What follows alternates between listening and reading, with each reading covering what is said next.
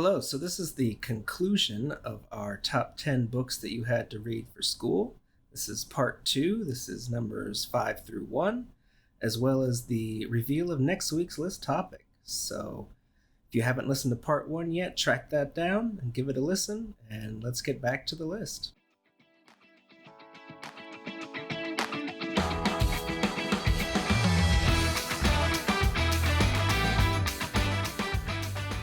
All right, and we're back again. We are ready for our top 5 now. So just to Ooh, man.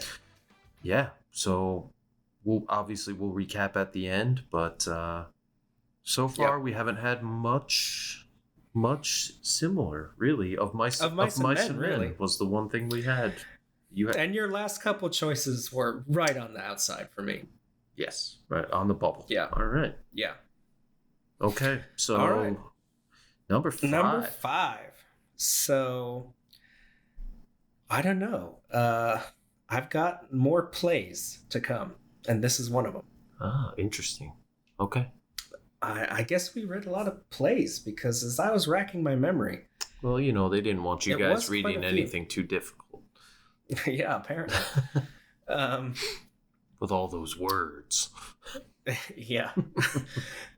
It helped if there was a movie that they could wheel in the TV on that stand with the wheels, and the teacher could press play and then do whatever. The stand with the wheels, amazing. Yeah, it was great. So anyway, this one has a movie. It was written in it premiered on Broadway in 1947. It is a play by Tennessee Williams entitled A Streetcar Named Desire. Oh, great play. Great movie. Yes. Go. Yes. Yeah, tell us. Yeah, so good. Okay. So actually the original cast of the Broadway play in the 40s there was a lot of the same people who ended up being in the movie. By far, most famously, a completely unknown Marlon Brando. Wait, no way. Brando was in the Broadway production? Absolutely. Wow, I did not know that. And then he kept the part in the movie, and the movie made him a superstar, and he won, or was nominated, I guess, or maybe won, 4 straight Best Acting Oscars, beginning with A Streetcar Named Desire. Wow. Yeah, whatever. And became the mega superstar he became. So when you hear Marlon Brando, an image pops into your mind. And I guarantee, if it's not The Godfather, it's the image of Brando in A Streetcar Named Desire. Or maybe I could have been a contender in the back of the car on the waterfront. Brando's got some iconic moments. Never mind. He's got quite a few. Or in bed in Last Tango in Paris. Anyway, there's quite a few. But yeah, Screamin' Stella. Stella! Stella! It's classic. Hey, Stella! So anyway, the play is not super great. I'm sorry, it is super great. What are you talking about? You have it at number 5. It's not super great. It's not a fun time for these people. Oh, no. No. So the main character, by the way, is Blanche Dubois. Blanche Dubois. A Southern belle who, after, we'll call it a series of personal losses, moves in with her sister and brother-in-law in a... That was well put. Thank you. In a New Orleans, right? Apartment. Yeah. And yeah, she goes through some stuff. Yeah, cuckoo for Cocoa Puffs.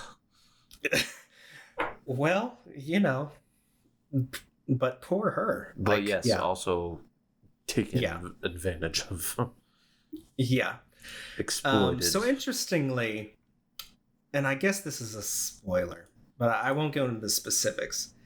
But the play, and as it was on Broadway, was not ambiguous at all about Blanche being raped by a certain character. But the movie Stella! With Marlon Brando, who I guess I'm spoiling it here. Yeah. His character, it's very much left up to interpretation if maybe he did that or not. The movie, it's not really touched on. The movie is far gentler on Stanley Kowalski than much more gentle than the actual because I play think is. They knew. Well, it was also in the 50s there were codes of conduct for films in this country, and they knew by then a future star in Marlon Brando. They didn't want his breakout movie to be where he rapes the main character at the end. Even though he definitely does in the play. Yeah, so instead he sits there the whole time in a sweaty white t-shirt, mopping himself with a rag. Yeah. Not to hate on the movie. I think it's a great movie, the movie's fantastic. I'm just joking. Okay. Yeah. But they clearly knew what they were doing with Brando, is what I'm saying. Yeah, they changed it a little. Yeah. And I don't remember that being a big topic of discussion in high school in the read-through either. It was just kind of glossed over. Didn't really want to get into that, I guess. I'm guessing, like, as a teacher, it's interesting to, like, think about how I would approach that. I would not be afraid to talk about that.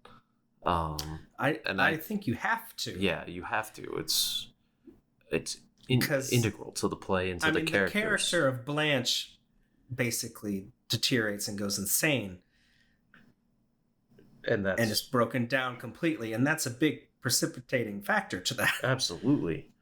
And I wonder why it was glossed over. Do you think it was caliber of the teacher you had? Do you think it was the part of the country where we went to school? Do you think it was the time? I don't know. That's all good questions that I don't know if I have the memory to answer. Probably a little bit of each. Yeah, it sounds like a little from column A, B, and C there. Yeah. I don't know. But anyway, it's a great play. A real wonderful sense of place and time. Mm-hmm. And really memorable characters. Great dialogue. And I mean, the movie's great if you want to cheat and just watch that instead of reading it. It's a play. It's supposed to be performed. Yeah, so. Right. I mean, it was written to be performed. There's nothing wrong with seeing it performed.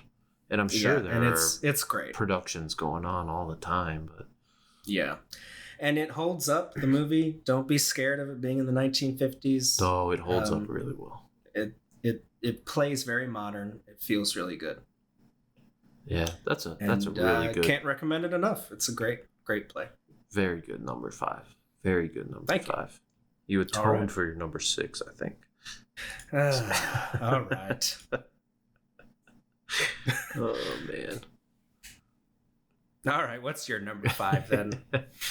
All right, so my number 5 is actually an author who's doubling up on this list. You cheater. Oh no, we didn't set that rule, did we? No, why would you? No, okay. Well, I got one coming up. Okay. A double up? Yeah. I swear to God, if you put Hawthorne on there again. Oh, number 1. No. Oh, man. All right. So, number 5 is a book written or published. I keep saying written. And I know very well that books take decades to write sometimes. People know what we mean, yeah. So, published in 1939. Also by Mr. John Steinbeck. You see, I mentioned this earlier. I was never assigned it in school. The Grapes of Wrath. Yeah. Yeah. Oh, that's a tragedy. It would be top 5 for me too. And so this is tough because if this list was different and it was like top books of all time, right? I'm curious. That's not what this list is. I'm not entirely sure where it would end up for me. It would certainly be way up there. It would be in consideration, yeah. This is where this is books we read in high school or we're supposed to read in school. Right, in school. Whew, yeah. I mean, I had a really hard time with this not being higher because I don't even know what you can say about this book that's enough to do it justice. Remember, before you go, I remember, and you have to back me up on this. When it was assigned in high school, I don't think many teenagers liked it. They found it very boring. Oh yeah. Yeah. Well, because he intersperses the actual plot of of the story with these kind of poetic historical portraits. It's interludes. What do you call it? Yeah, I would say interlude is a good way of putting it.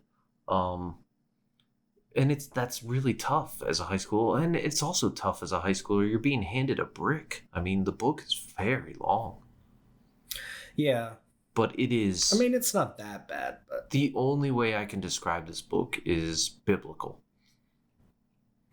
Yeah, if you were assigned it in high school, didn't like it, and have never tried it again... Oh, go back. I really recommend. Yeah. It's later in life. Like, it's... I mean, it is... Here's what it boils down to. This is the story of what it means to be human and to endure and to find hope in the face of unimaginable suffering.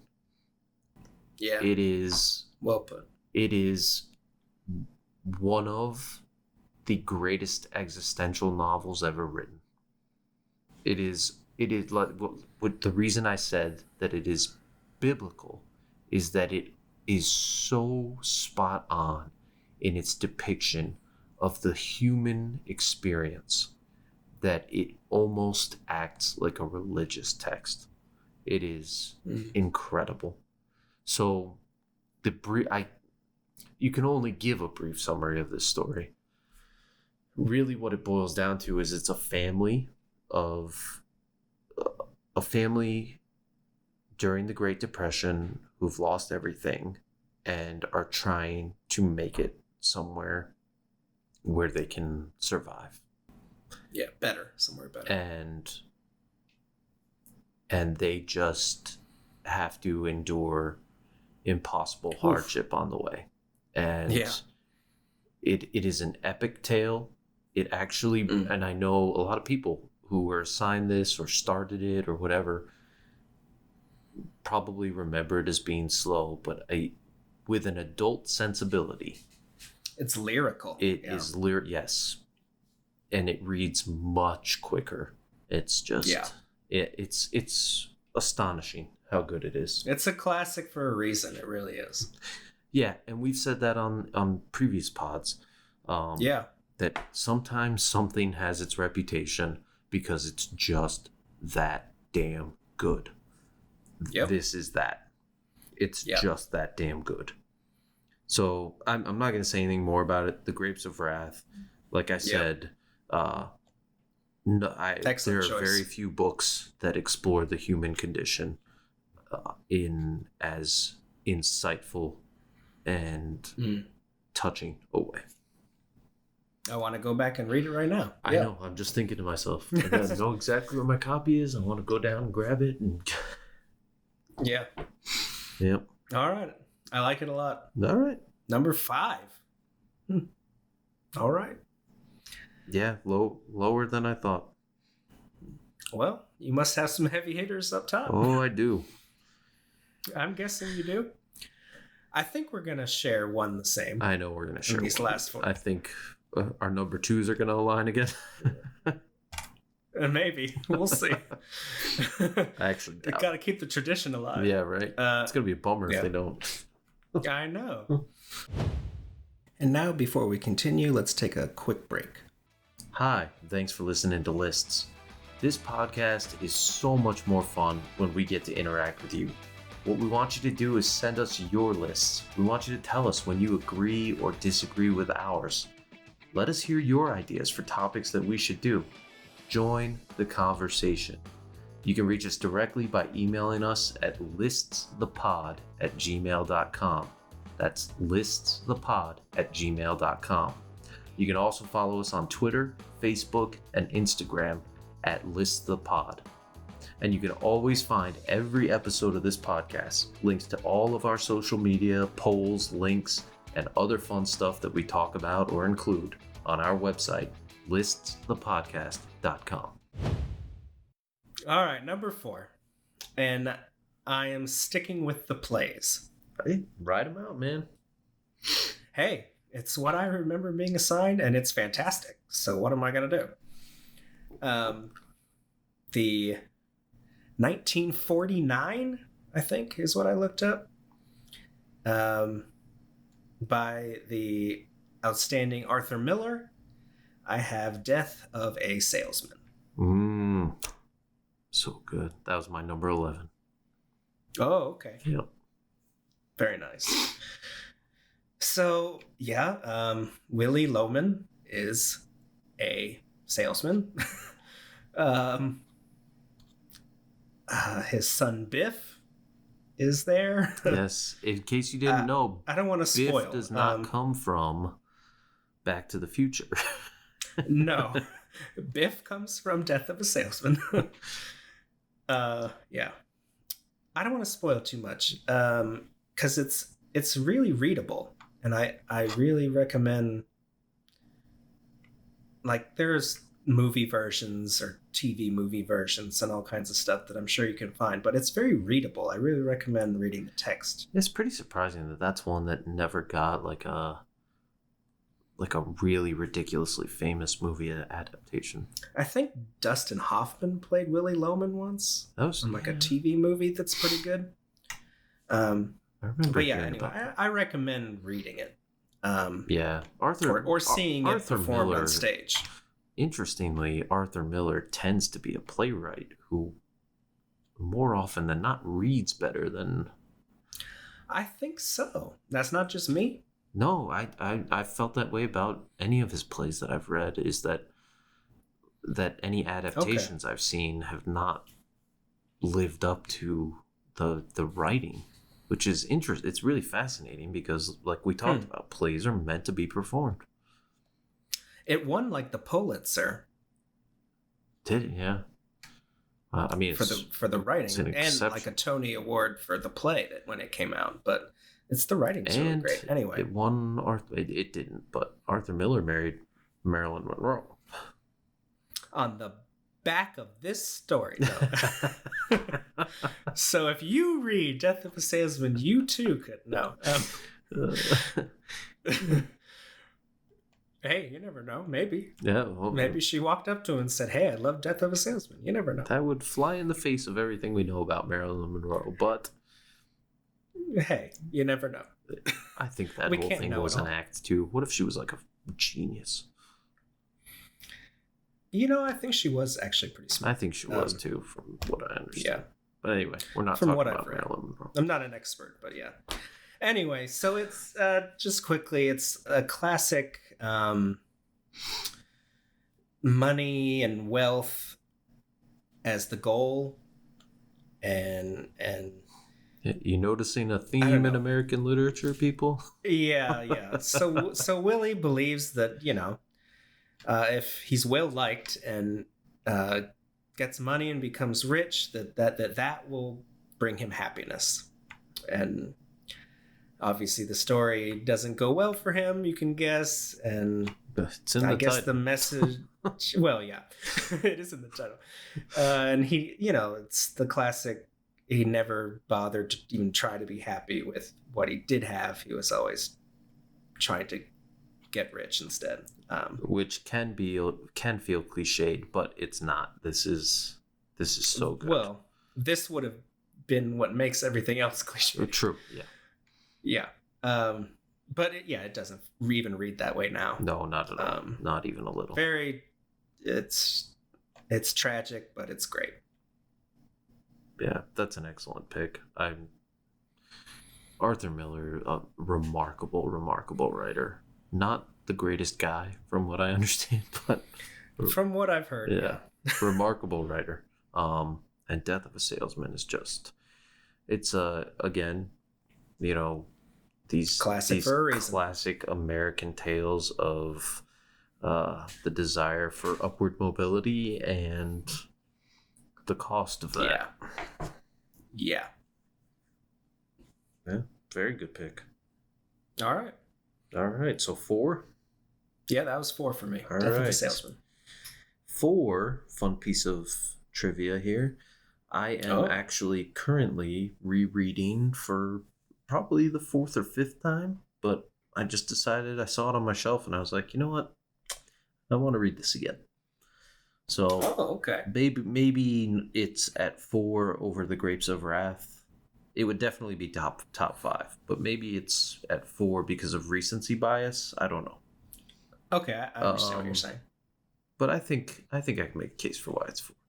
It's a 1961 novel by Joseph Heller called Catch-22.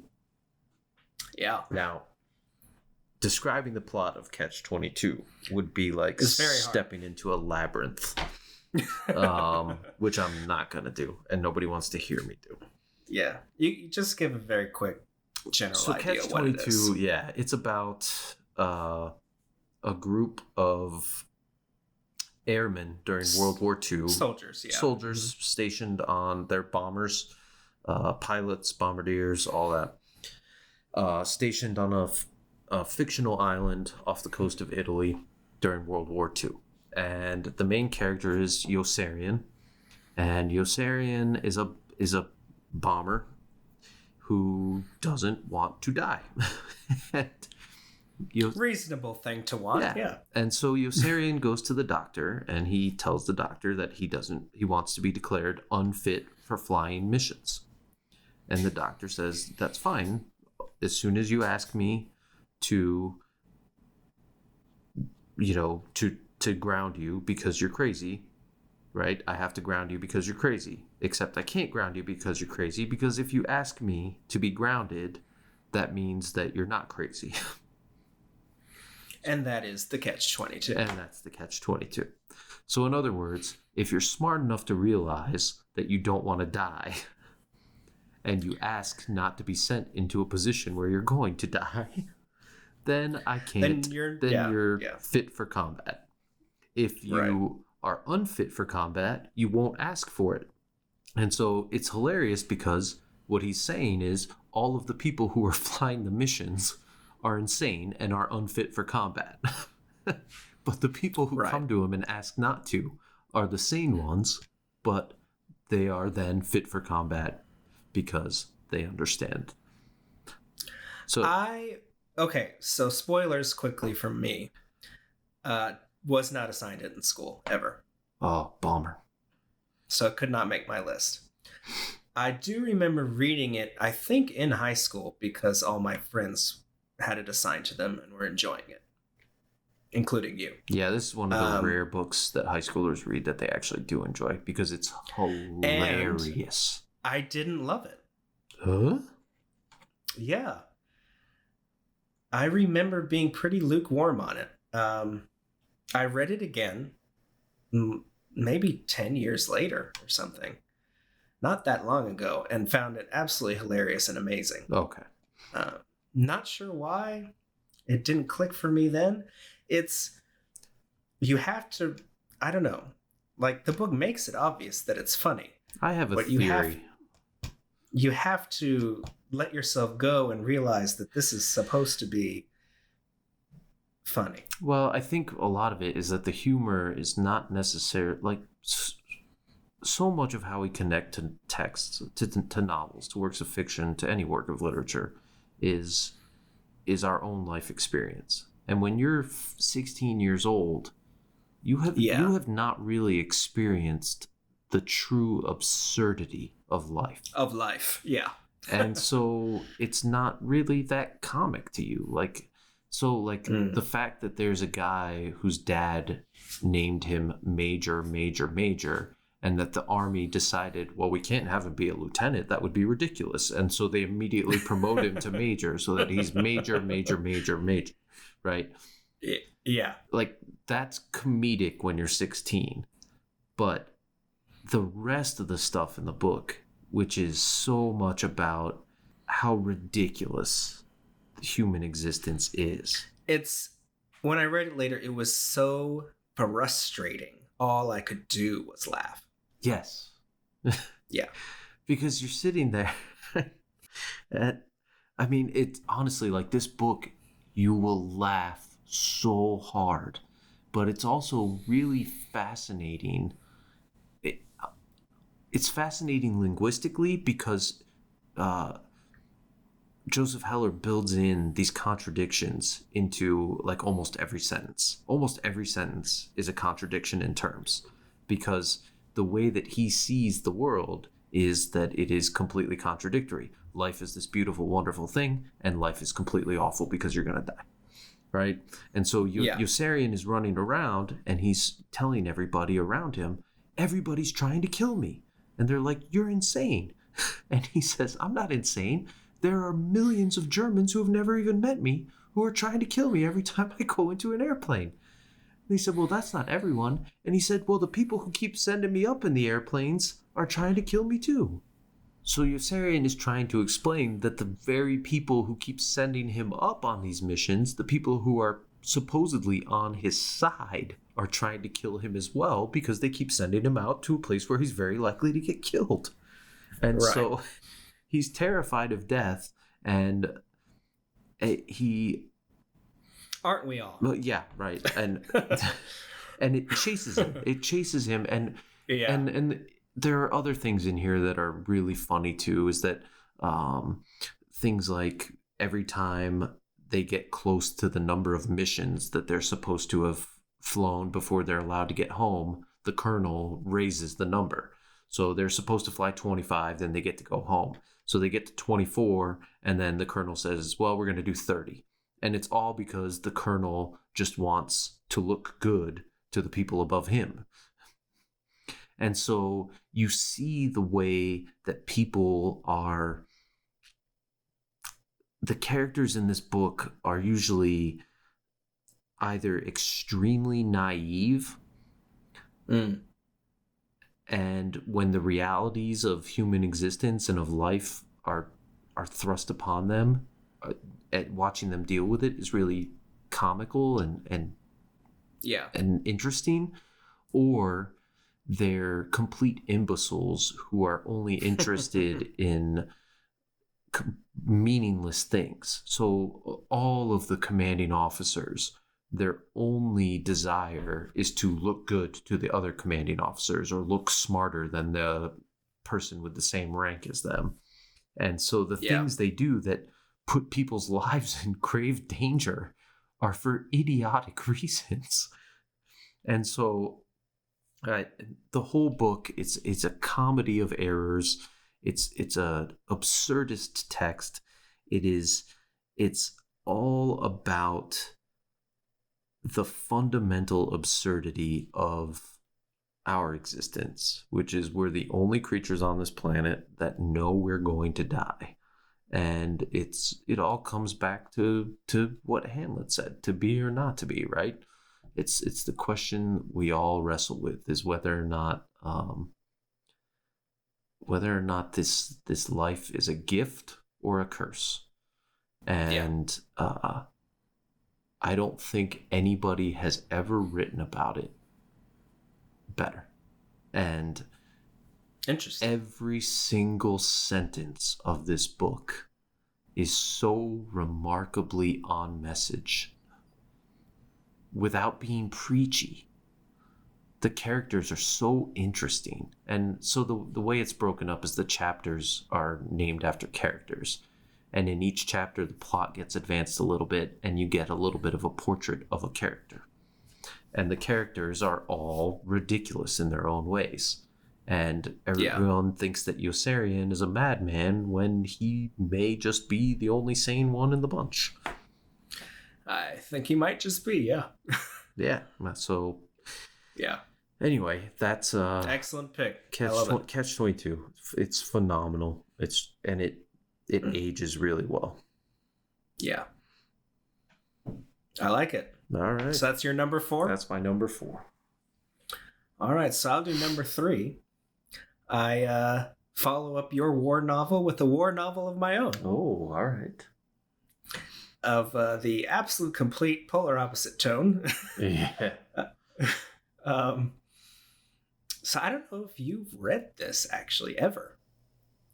You've never read you never read Ethan Frome, right? So this might be another one. I don't know. Is this We'll see. I have a guess. Okay. So I do remember this being assigned to me, I think junior year. And I read it in school. It was really good. And I've read it since. It's on my bookshelf right over there. Definitely one of my favorite war novels. And anyway, it is 1929 by Enric Maria Remarque, All Quiet on the Western Front. I have read that many times. Oh, okay. Yeah, good. In school or since? Or after high school, I mean. I read that on my own. I believe it was my second year of undergrad. I think it was soon after I read A Farewell to Arms. And I was kind of on a big World War I kick. And so I read that for the first time then. And it blew me away. Oh, okay. Yeah, it's great. Yeah, I mean, give us a quick summary. So it's the story of some German soldiers on the Western Front. And that's World War I. One of the really fascinating things about it, right? Is that it's German soldiers, that it's right? From the German perspective of World War I. Right. Our main character is Paul, and I think the most interesting thing about it has wonderful, poetic, amazing prose descriptions of what it's like to be in a trench at night in World War I. Like it's oh my god, the imagery, paints amazing pictures. Yeah, the horses, is what will stick with me forever. Yeah, forever. But the way he describes the horses with their intestines trailing behind them, running, as if they're running from their own guts. Yeah, and they're screaming. It's haunting, and it's interesting because, we think about war and the horrors of it, and we think about watching other people die. And what's most horrific in this one moment in the book is these horses who, because we know, just like the young characters who joined the war, these horses didn't have any part in starting this crap. Yeah. They have no idea what's going on. So yeah, anyway, sorry, I jumped on that. Okay, yeah. No, the horses are great. So anyway, it follows a group of young soldiers, German soldiers in World War I. Crazy, beautiful descriptions of horrific, like trench warfare stuff in World War I, it's very much its own thing. It's, yeah. And like you said, very vivid and visual descriptions. No surprise, it was immediately adapted into a movie like the year after it came out, that like won Best Picture or whatever. It's a little dated now. I wouldn't watch the movie, but especially when the book's so well written.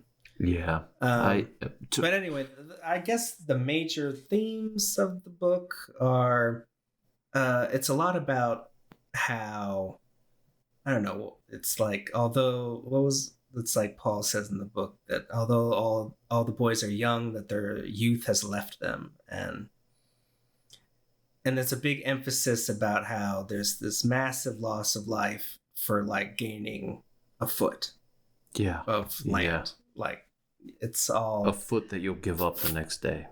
Yeah, it's all for nothing really.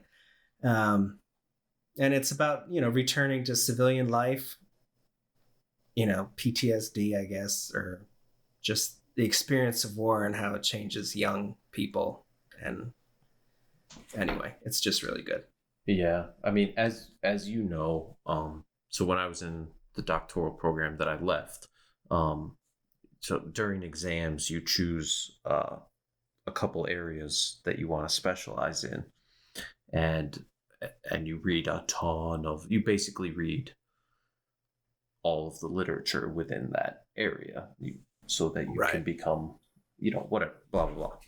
One of the areas I chose was the literature of World War One and its immediate aftermath. And so this is a time period and subject matter that I have read very widely in, and I don't think I have ever come across more vivid descriptions of the combat in World War One than in All Quiet on the Western Front. It's just it's fantastic. It's remarkable work of literature, and it's it's very readable. You get to know these young boys, and it doesn't matter that they're German. Like you're rooting for them. I mean, the fact that they're German goes away after the first 5 pages. Like it just doesn't. Yeah, it doesn't matter. They're human beings. Yeah. Because it's not a political novel. The book isn't about winning the war. Right. No, not at all. It's about winning an inch for no reason and losing it back the next day. Right. It's about the absurdity and the horror of war. Yeah, man, it's so not good. At all the tone of Catch-22. It's not the tone, but yes, not the tone. It's the approach to the message is really honestly the same, somewhat similar. Yeah. But the tone is completely different. You're talking about the goofiest book about it. Not goofy, but you know what I mean. Well, versus one of the most somber and serious and hauntingly beautiful. I'm jealous that was assigned because it was never assigned to us. Oh, okay. It's great. Number 3 for me. Yeah, I've seen it in our book room at school, so I'm guessing that. Is it still assigned? Okay. I'm guessing that in recent history it's been assigned, but not. Yeah, everyone listening, let us know. What do you get assigned these days? We're really old. Curious. We haven't been in high school in a while. Well, not just what were you assigned these days. What were you assigned when? Because I'm sure we're going to hear from people who of all from ages, all different. I mean, there are people for whom, Catch-22 would have been a contemporary novel. I mean, that was 1961. Probably not many podcast listeners, but who knows? Hey, you never know. You never know. Yeah. You never know. All right. Number 3 for you. All right. Number 3 for me is widely considered to be one of the most frustrating but brilliant works of literature in the English language. Frustrating. Okay. It's a 1929 novel by William Faulkner called The Sound and the Fury. Yeah. And so frustrating, interestingly, William Faulkner initially wanted to have the book printed with different ink colors because so much of it is told through stream of consciousness. So he wanted the first section of the novel, which is told by the character Benji, who is intellectually handicapped, right? He's So it's very, very difficult to understand because Benji's just jumping around in time because he hears something and it takes his thoughts over to this, and he hears something else and it takes his thoughts here and here. He smells something, it goes here, and so you're ping-ponging around with Benji and you're trying to piece all of this together, and it's beautifully written and really well done and has this remarkable effect on you as a reader. And Faulkner's initial intention was he wanted it printed in different color ink so that you knew what Benji was thinking in what time period. And obviously the expenses of that are absurd. It would be impossible to print something like that and make it affordable. Yeah. But also interestingly, within the last probably 5 years, I know that a limited edition run of The Sound and the Fury was made with those different colored inks. Nice. Now, obviously, they don't know where Faulkner would have made those changes, but they hired the best Faulkner scholars to go with it and do that. So That's out there. I'm sure it's really pricey. I would love a copy, but I can't afford that. Yeah. Anyway, so The Sound and the Fury, it's a difficult novel to describe to. This is a tough recommend. I have to be honest. Yeah, I'm not even sure I would recommend it. I would say. What Faulkner do you recommend starting with? That's a really good question. Faulkner to start with, I would go with As I Lie Dying. As I Lie Dying. Because it's accessible, but it's also got some of the quirkiness, right? It's got the chapter very famously, My Mother is a Fish, and that's the whole chapter. Right? But you completely get it when you're reading it. Yeah. But it's also a linear plot, right? Yes, yeah. The Sound and the Fury is something. It's not. The Sound and the Fury is something really, if you are a regular reader of literature and are looking for a challenge, then that's a recommendation for you. It'll pay off. It's worth the effort.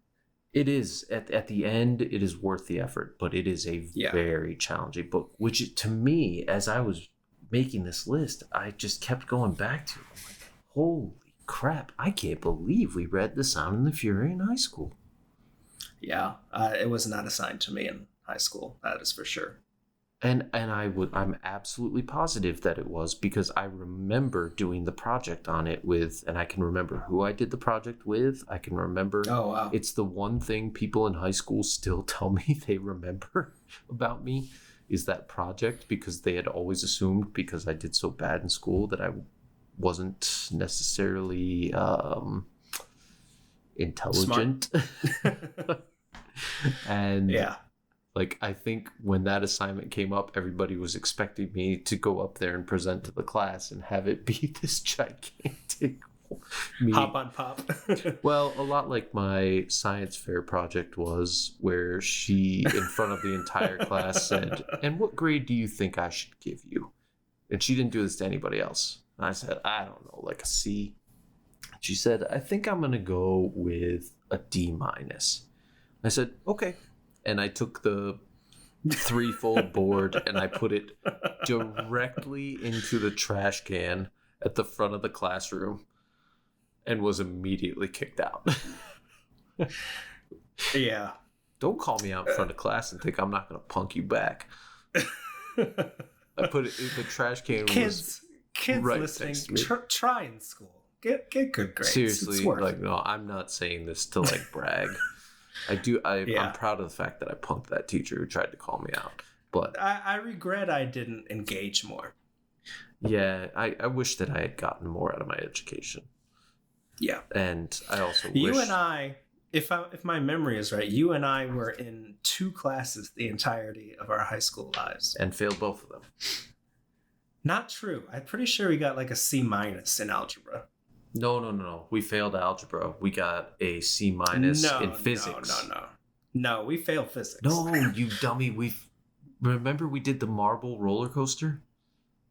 Yeah, we still failed physics. I remember taking physics a second time. Well, I had to take algebra 2 a second time. So maybe you failed them both. No, I remember because your parents got so mad at me because you failed algebra 2.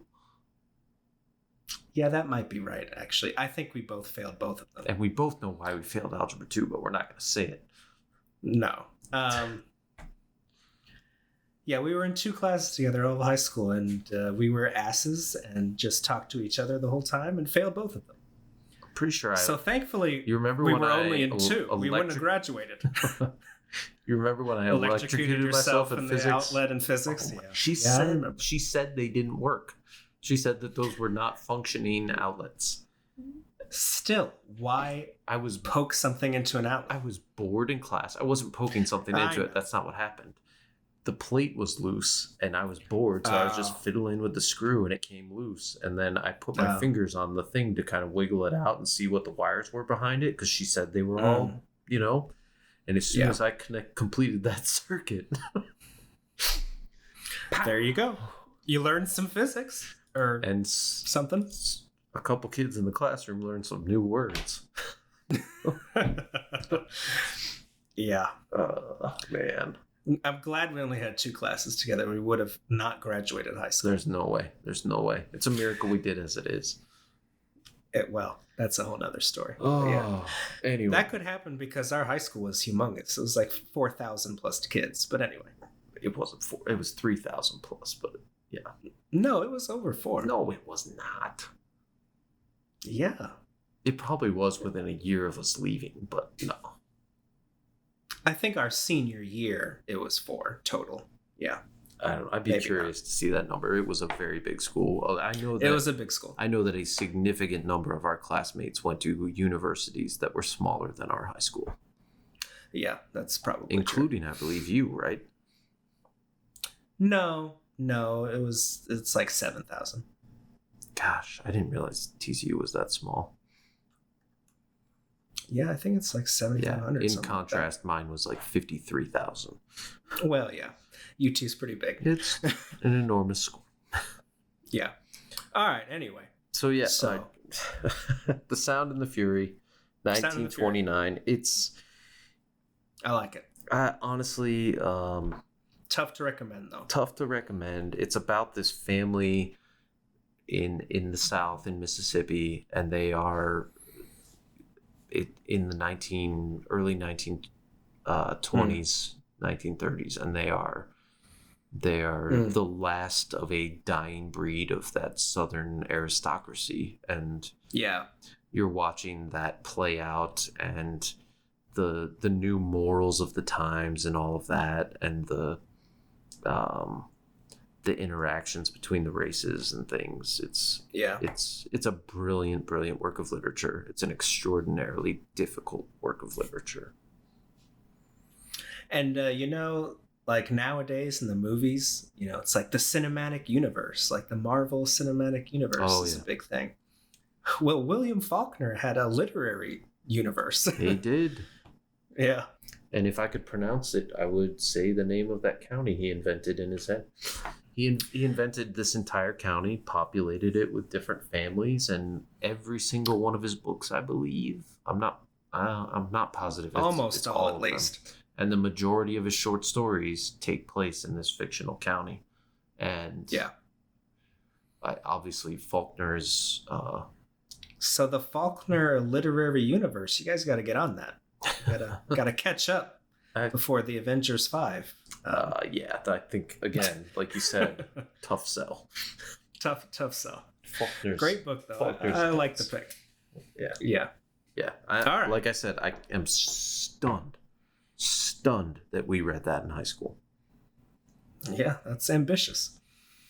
You know what? And my teacher did a really good job with it. I'll give her credit for that. She really did a nice job with teaching a text that hard.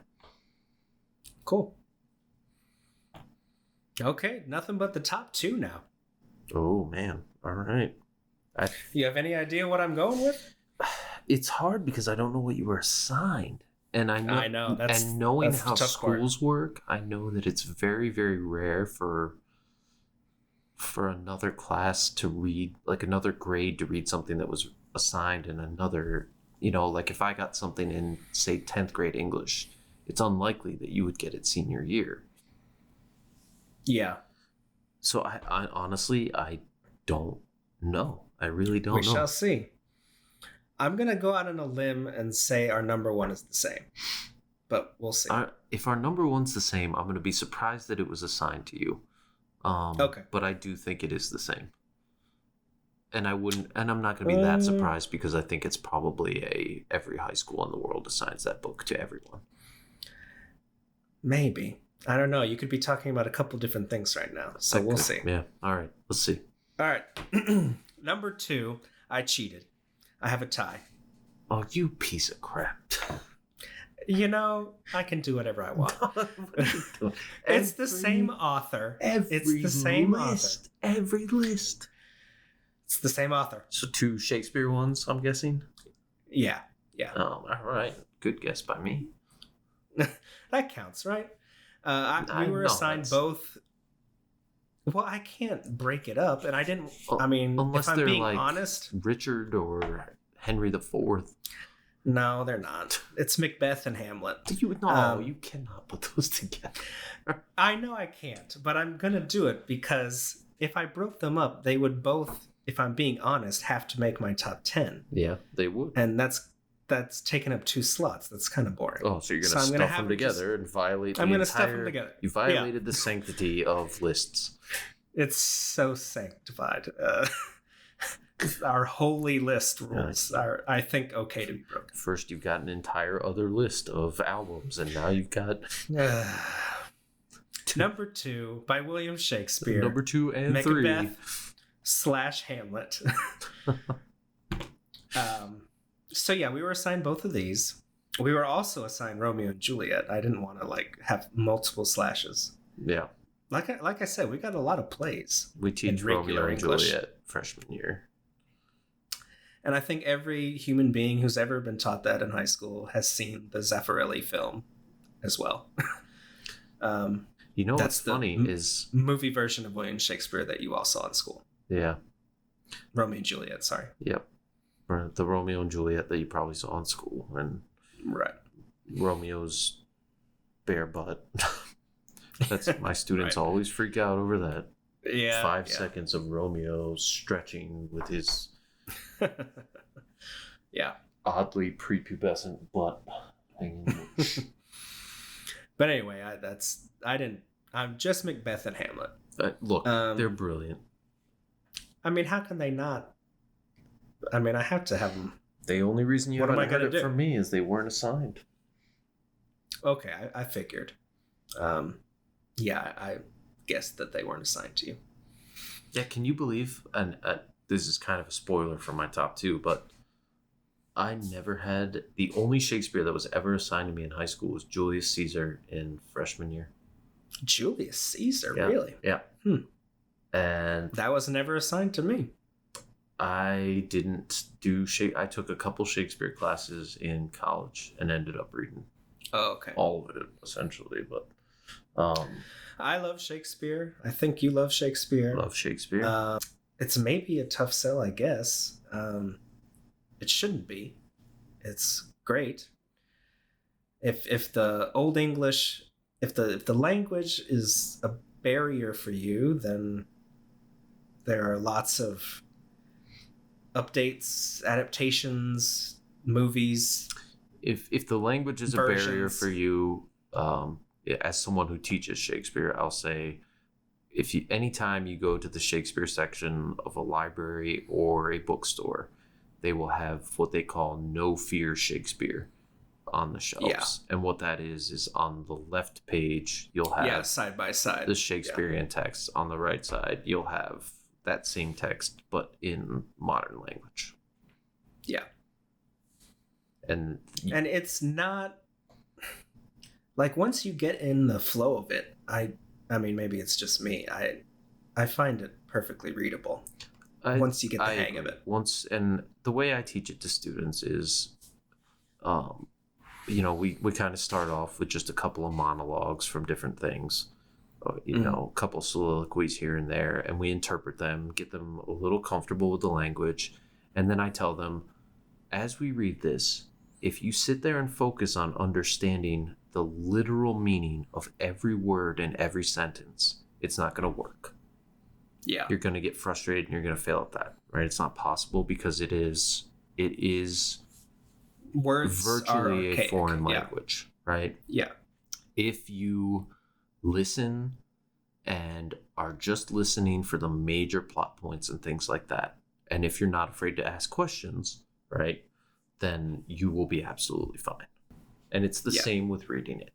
If you sit there and focus on every single word you don't know the exact meaning of, you're going to have a hard time. If you don't, you can't treat it like some sacred text, even though maybe English departments make the mistake of treating it that way. I mean, yeah. I'm sitting here thinking, no, you need to treat it like a sacred text. But yeah, but don't read it quickly. yeah, like read it fast. Let it just hit you. Let the rhythm of the language, and as long as you get the gist, you'll be all right. It's impossible. It is impossible to find Shakespearean plays without footnotes, without the notes, even in the margins, telling you what certain words mean. So they provide you with what you need to understand it. Yeah. So yeah, don't let that be a deterrent. And people think Shakespeare is not boring. Shakespeare is the opposite of boring. There's way too much bloodshed for it to be boring. Oh yeah, especially in Macbeth. My God. Oh, Macbeth is a bloodbath. It's fantastic. Oh, I love Macbeth. Yeah. And I mean, Hamlet's Hamlet. If you were to say to me it's the greatest thing ever written, I wouldn't push back too hard. Yeah, I mean, yeah, that's it's a masterpiece. It is an absolute masterpiece. So I'm going to also cheat. Oh, for God's sake, what? In the category in which I'm cheating, I figure why not go all out and cheat the whole way? Oh, boy. So we introduced last week our list sticker of the week. Yeah.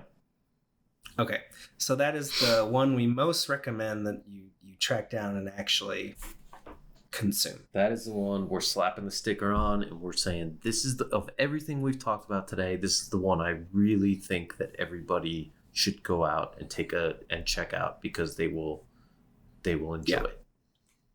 Yes.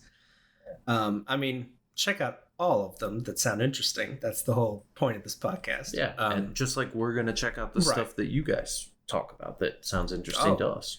I've gotten so many recommendations. My life is full of things to it's fantastic. Listen to and watch. It's great.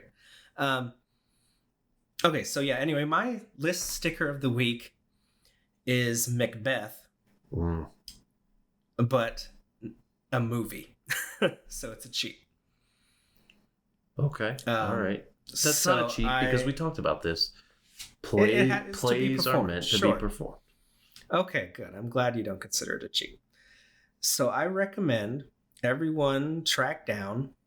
I should have looked up where you can find it, but I don't think it's streaming. So it'll be a real track down. The Tragedy of Macbeth, the movie, that's the title. It came out in 1971, I think.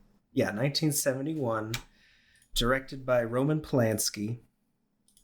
And it's probably my favorite Shakespeare film ever. Wow, that's bold. And so for to keep it current, I guess, there's a big lot of discussion going on right now about Quentin Tarantino's Once Upon a Time in Hollywood, which deals with the Manson murders. Sharon Tate, who was, of course, pregnant with Roman Polanski's child when she was murdered. So anyway, the Tragedy of Macbeth, his movie adaptation, was the first movie he made after that happened. Oh. And it's dark, as you could maybe guess. And it is violent, as is Macbeth.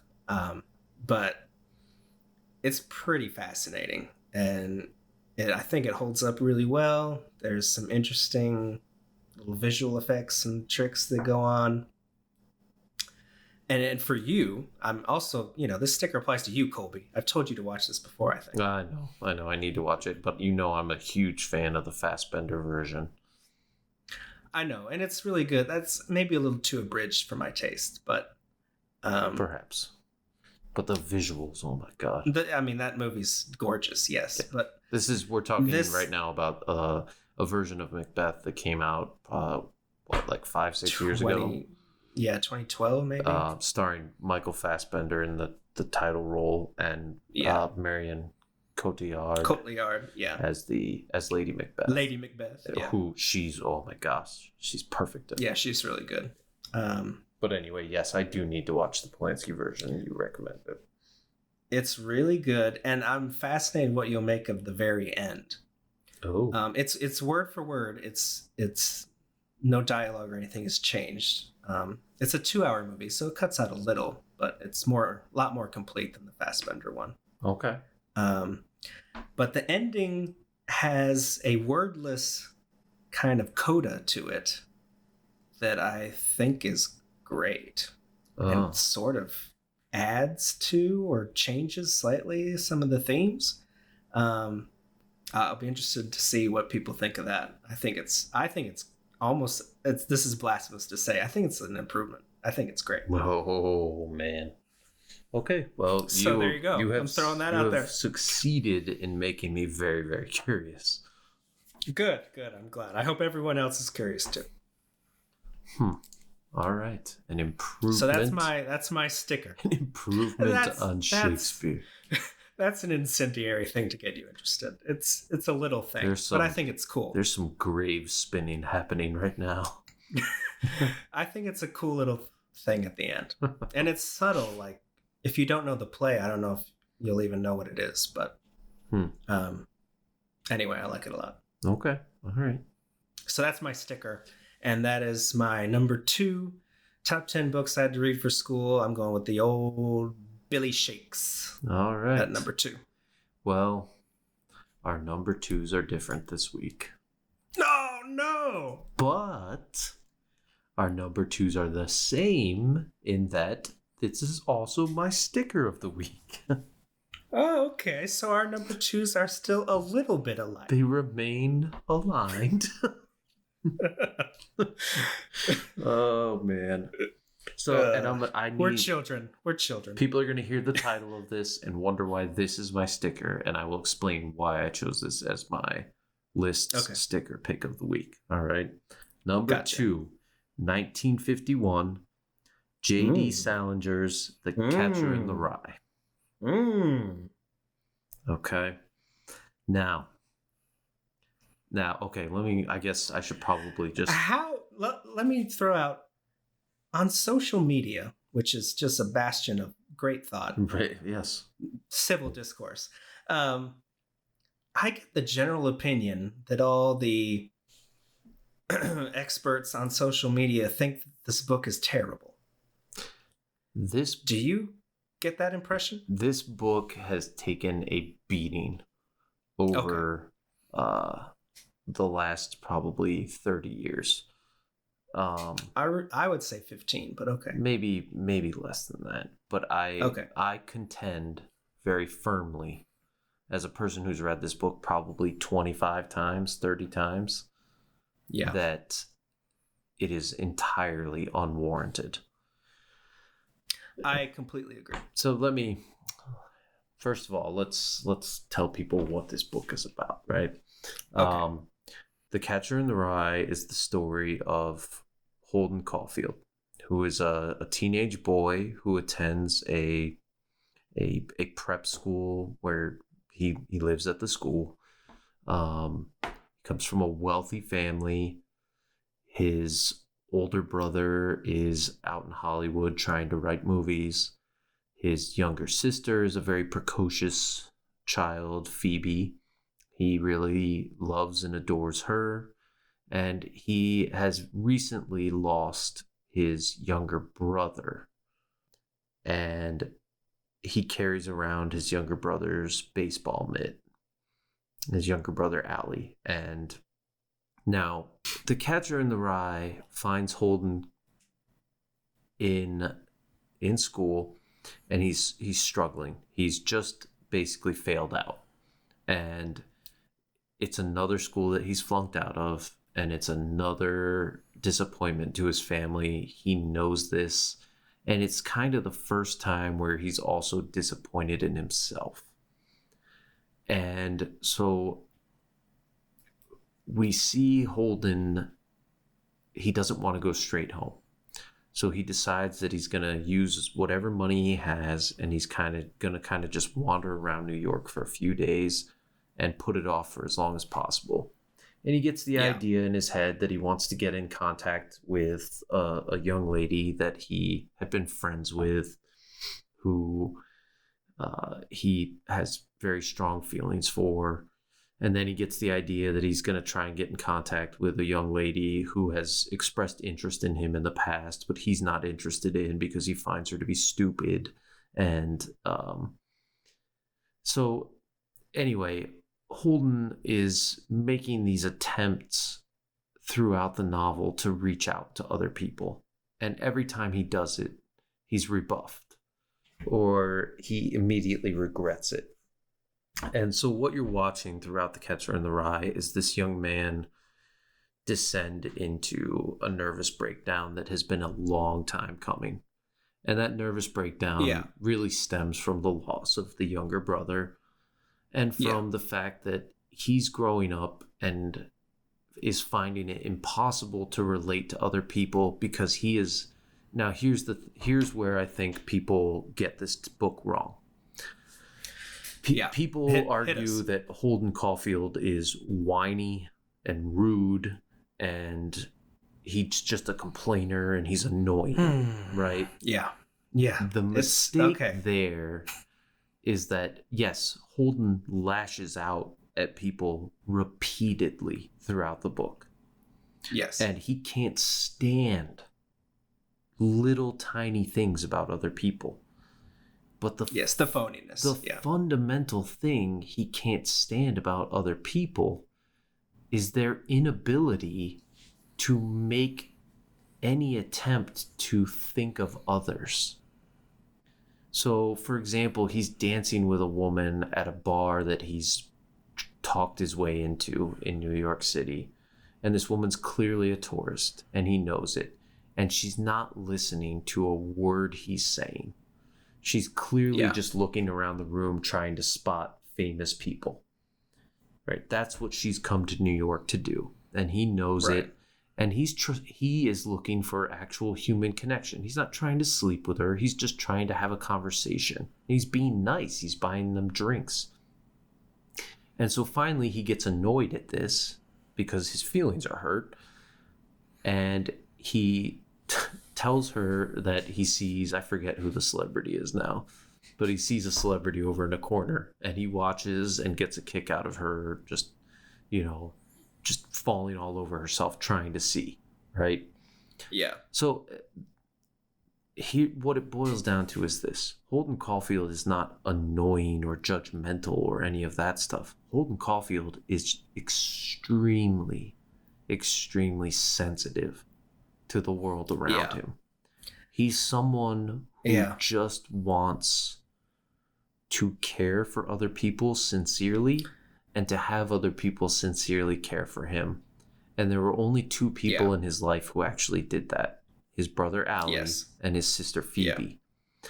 Right. And he couldn't save Allie.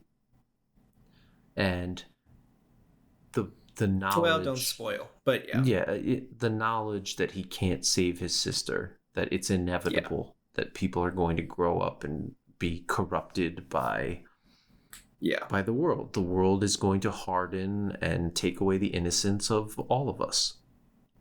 The knowledge of that breaks his heart. And as it breaks its heart, it breaks his mind. And if you read that book one time, and you read it at a certain period in your life, yes, you will read Holden Caulfield as obnoxious and whatever people say. But that is, this is why it's my sticker pick for this week. I want to encourage everybody who thinks that they know that book, who thinks that they know that story, who thinks that they know that character.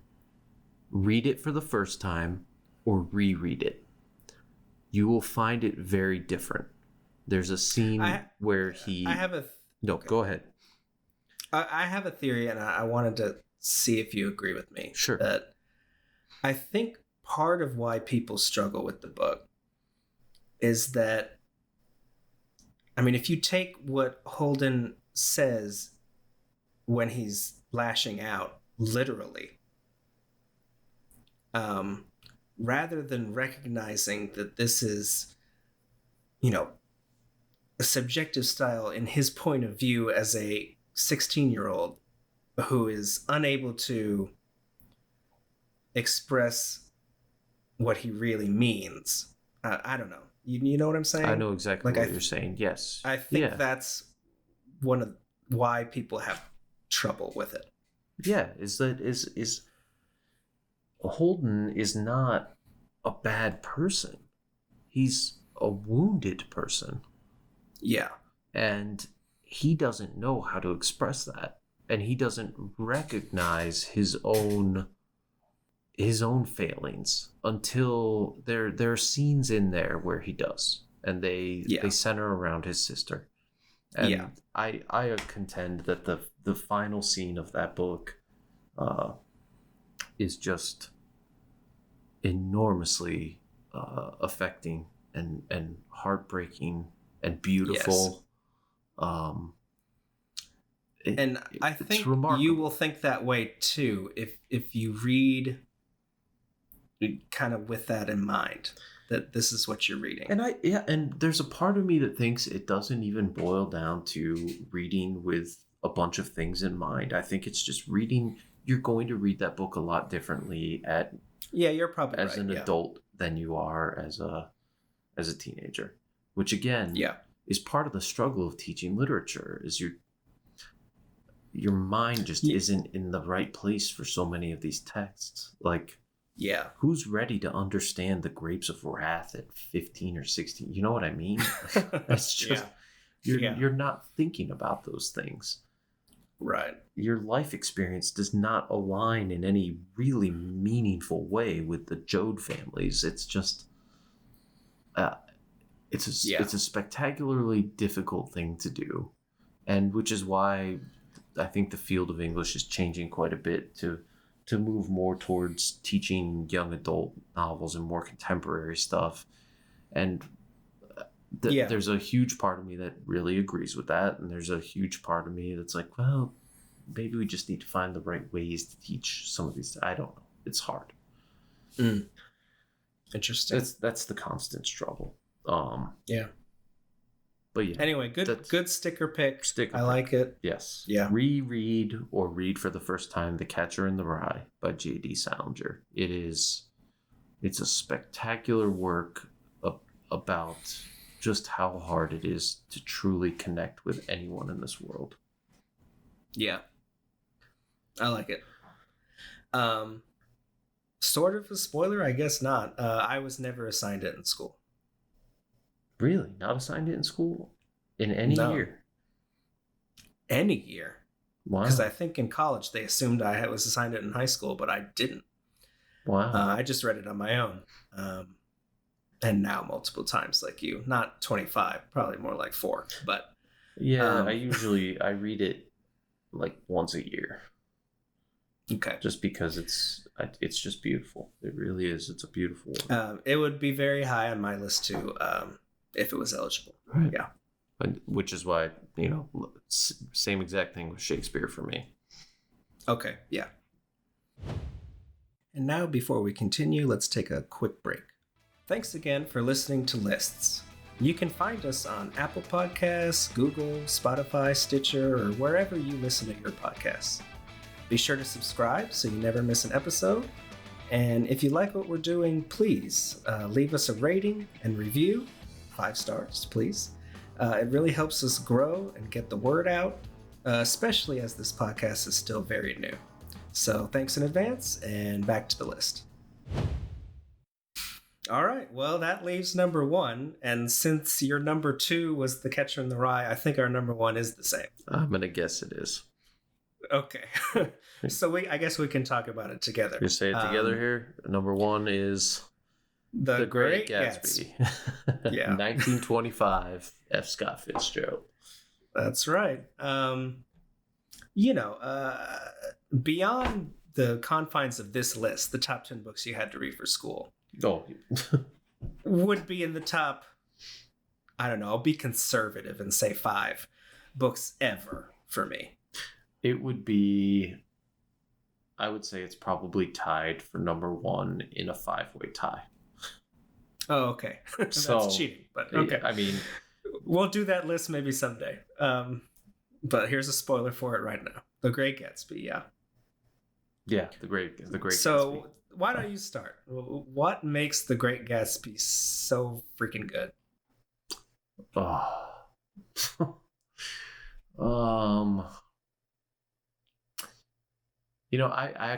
am extraordinarily curious. Okay. About how The Great Gatsby reads to people who are not American. Interesting question.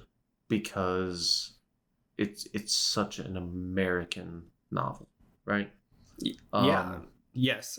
I mean, among its central themes is the American dream itself. Like Jay Gatsby is a person. So, all right, to answer your question, what makes The Great Gatsby such a great novel?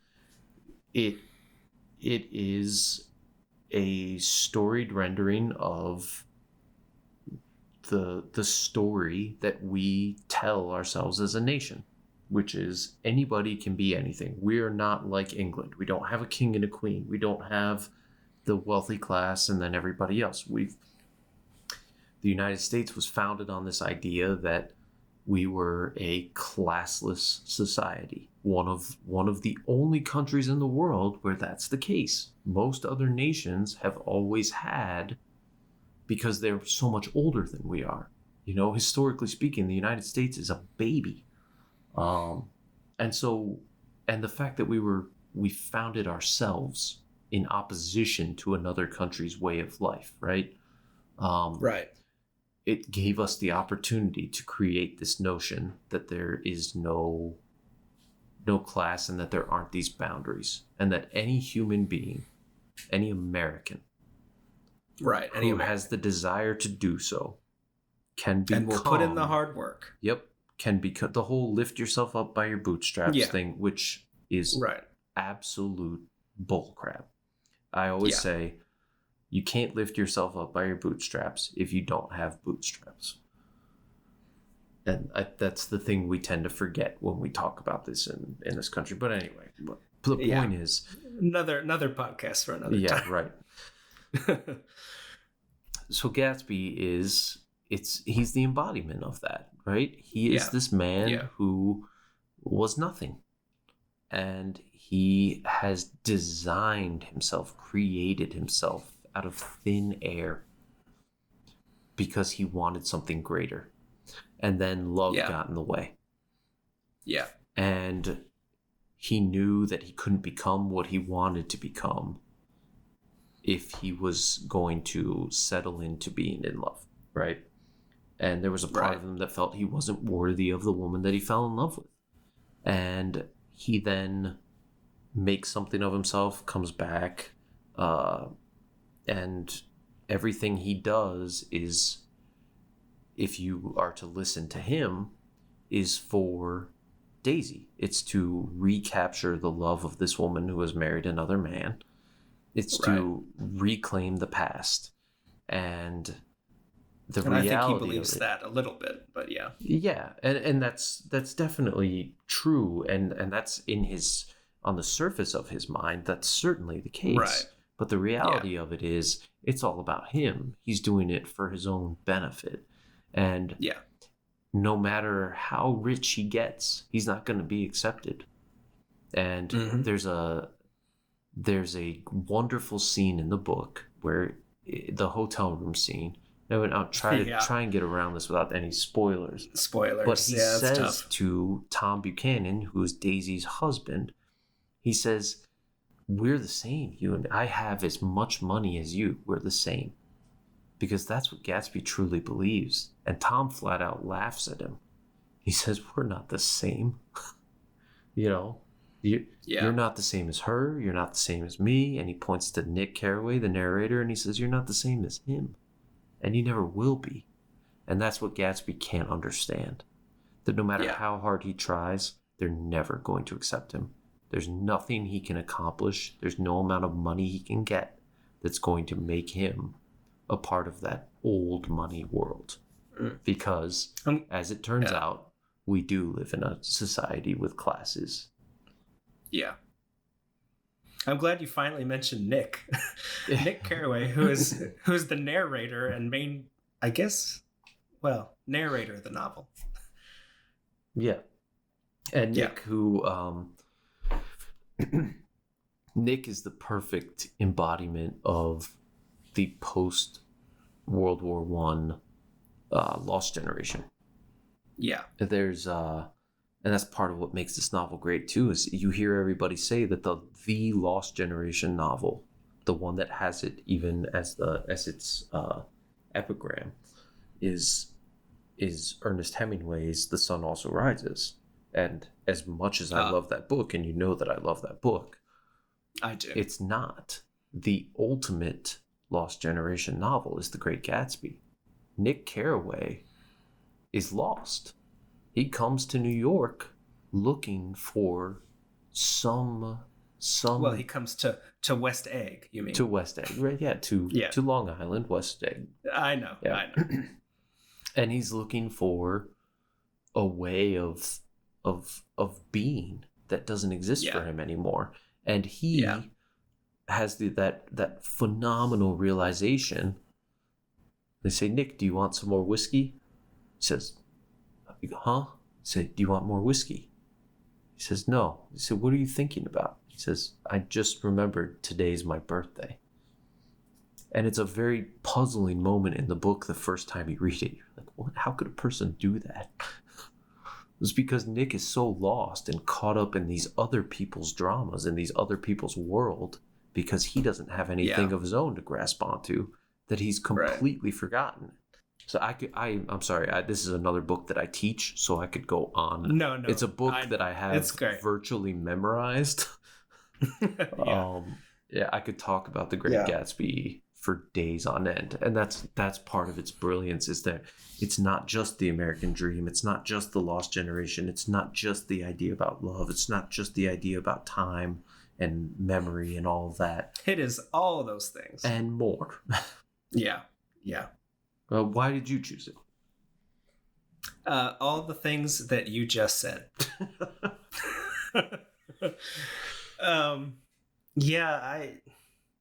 I don't know. I've read it maybe 5 or 6 times now, and I think it's because it's all those things and more, that it's one of those things that every time you read it, you'll get something slightly new or slightly different from it. Yes.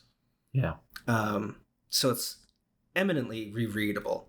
And I recommend everyone reads it multiple times, because you different aspects of it maybe are more highlighted than others on different read-throughs based on what's going on in your life or your age or whatever. Right. And they're all just expertly drawn. So there's plenty to mine from any nugget that you stumble upon. 205 pages, which is a very, very insane. Short book. And I don't know how it's so packed, but it is. Right. It's because there's not a wasted comma. And beyond all the amazing literary stuff, it's got a twisty, violent, interesting, tragic plot too.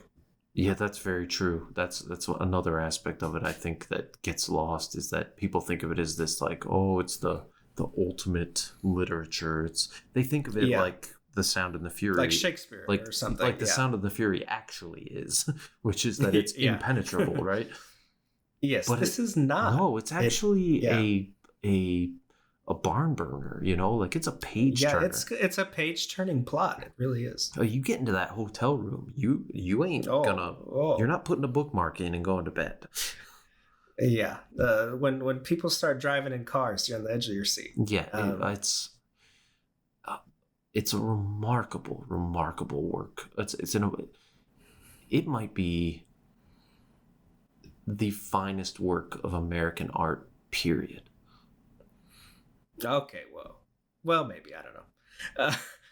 It's great, and it is our number ones. Our number ones are the same, Yes. Does that mean our streams are like combining into one? What is anyway. Yeah. I took it too far. And there it is. There we go. Let's end on that note. Yeah. Until next time, combine your streams. There you go. Yeah, like you said, every time you read it, you get something new. I mean, I teach this book and I teach multiple sections, and I will teach the same passage to like a second hour class.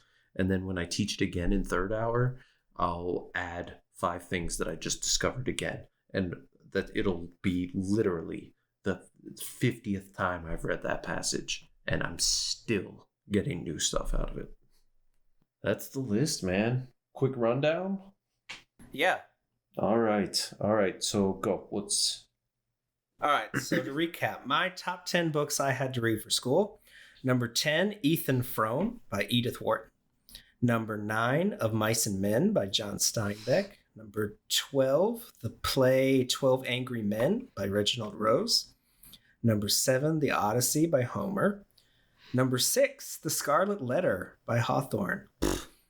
Number 5... screw you. Number 5, A Streetcar Named Desire by Tennessee Williams. Number 4, Death of a Salesman by Arthur Miller. Number 3, All Quiet on the Western Front. And number 2, I have Shakespeare, Macbeth/Hamlet. And my sticker pick is the 1971 movie version by Roman Polanski, The Tragedy of Macbeth. And at number 1, The Great Gatsby. All right. Thank you for running that down. My top 10. 10 is Of Mice and Men by John Steinbeck. Number 9 is Lord of the Flies by William Golding. Number 8 is Wuthering Heights by Emily Bronte. Number 7 is To Kill a Mockingbird by Harper Lee. Number 6 is Invisible Man by Ralph Ellison. Number 5 is The Grapes of Wrath by John Steinbeck. Number 4 is Catch-22 by Joseph Heller. Number 3 is The Sound and the Fury by William Faulkner. The title of that actually comes from Macbeth. Fun fact. Yes, it does. There you go. Number 2, and my sticker pick, is The Catcher in the Rye by J.D. Salinger. And number 1, just like Scott, joining streams, is The Great Gatsby by F. Scott Fitzgerald. Now, our streams are adjoined. All right. I know we're low on time here, but there was, at the beginning of the pod, I did mention that this list was a little bit weird, and I wanted to quickly revisit that because I just want to explain what I meant by that. So as I was doing the list, I realized that so much of what I read in high school and was asked to read in high school was much older literature. Interesting. The Canterbury Tales. Right. Dante's Inferno. Beowulf, Dante's Inferno, stuff like that. Yeah. We read a lot of that. We read a lot of... So I know... Essentially what I'm saying is my list is very light on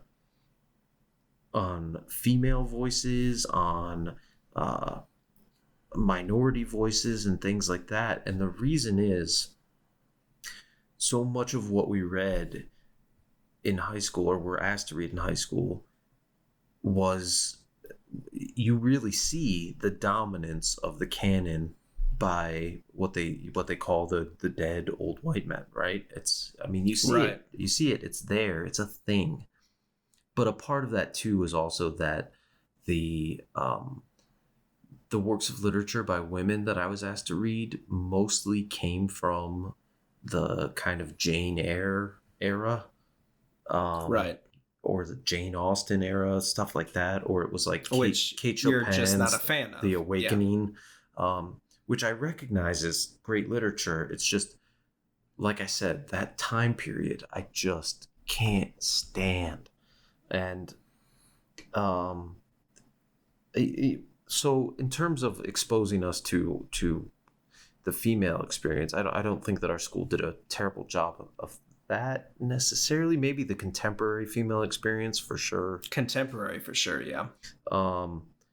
But I will say there's definitely a visible gap in here in terms of marginalized voices. And yes, there is. And I mean, Invisible Man is the only book I have on here by a person of color. And that was a book that I chose. So that's something to be very aware of. I'm really proud to work at a school where it's something we are conscious of. But it's fascinating to me. And I wanted to point it out because I think that it is extremely important. And I also wanted to point out that this is a list of books that we were assigned in high school or school. If this included college and stuff like that, I think that my list would have been far more diverse. Oh, mine would be very different too. Yeah. So anyway, I felt the need to talk about that because it definitely appears, and it is especially problematic in the world of literature. Yeah. I mean, it's not unique to the world of literature, that's for sure. No, definitely not. But yeah, it definitely, it is an issue. Worth mentioning for sure. Yeah. So that's been said. Worth saying. Yeah. Yeah. And if you went to a school where they assigned, diverse voices, I would love to see your list. During student teaching, I taught The Brief Wondrous Life of Oscar Wilde by Junot Diaz, and that was a great experience of magical realism from another culture. Having the chance to do that is so amazing, and it. There are people who feel that it's a threat or something like that, and it isn't. It's a recognition of the fact that there are these so many different experiences of this world and of this country and even of the region you live in. Why not get them all? Right. Let's hear them all. Let's compare them. Yeah. Why not? So anyway. Yeah, that's been said. Good. All right, let's talk about next week's list.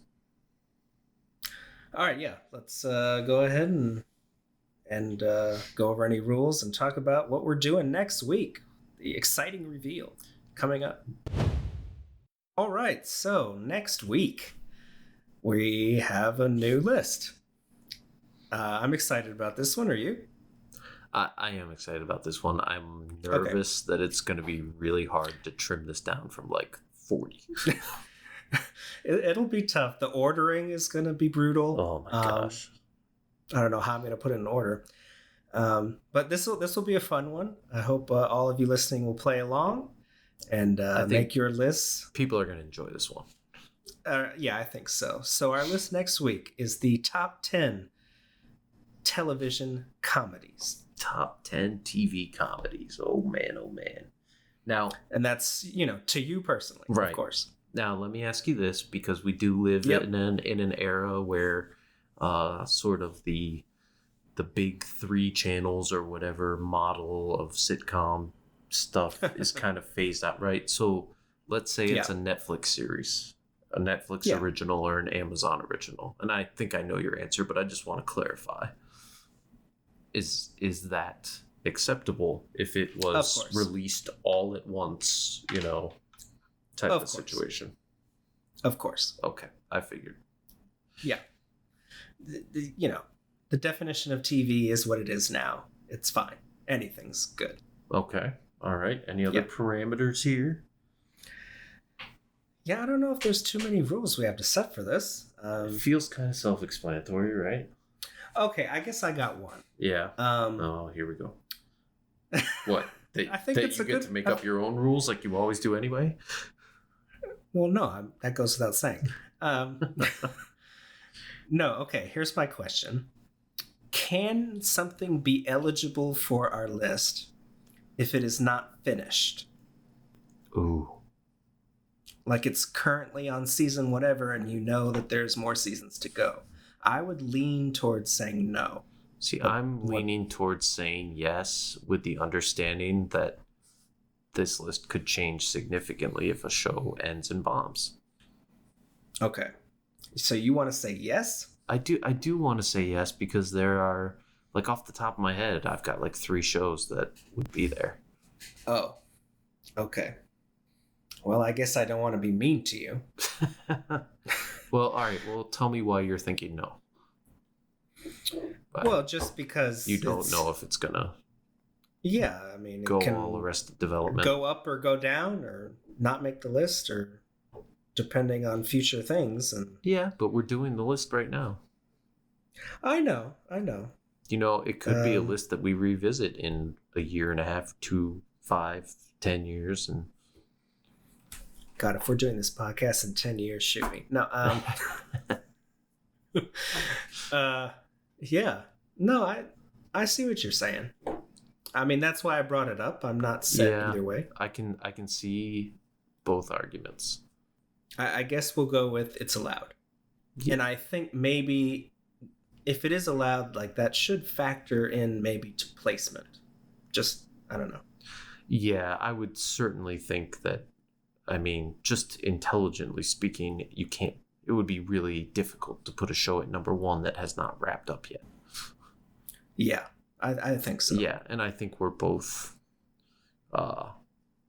similar. We'll use the honor system on that. Yeah, we'll be fine. All right. Okay. I like that. That seems like a really good compromise on that. Okay.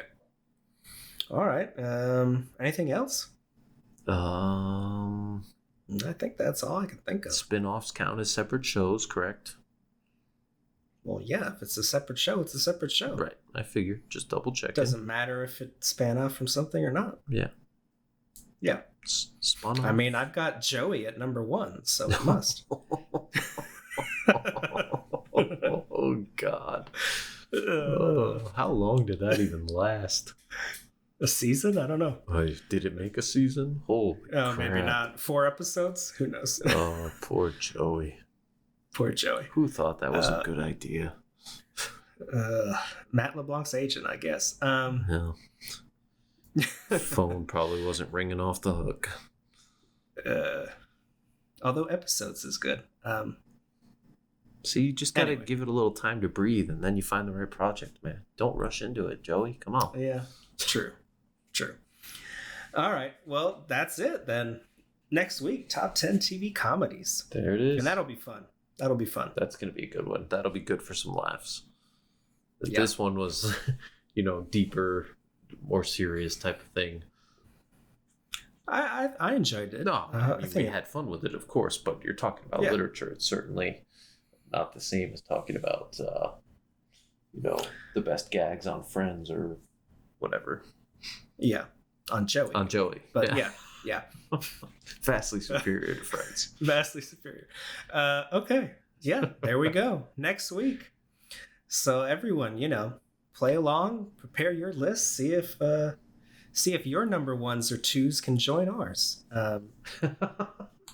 We can all be the same together. We're all going to combine streams. To one massive waterfall. Oh, man. Here comes the Stay Puft Marshmallow Man. All right. So, yeah, that's it. Quick reminder, reach out, send us emails, and tweet at us, and post at us, and talk to us, and leave us reviews, and subscribe, and all that stuff. All the stuff we've been asking you to do, and we'll continue to badger you about. Please do. Yep, it will not stop until all of you subscribe and give us 5 stars. Yes. Then we might stop. Probably not. Yeah. Babies are born every day. You got to keep it up. Yeah.